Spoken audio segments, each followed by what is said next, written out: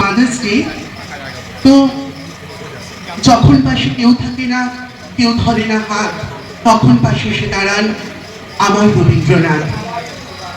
যে পথ, যে চলন আমাদের মতো ক্রান্তিকারিত মানুষদের শুরু হয়েছিল, যদি তোর ডাক শুনে কেউ না আসে তবে একলা চলনে,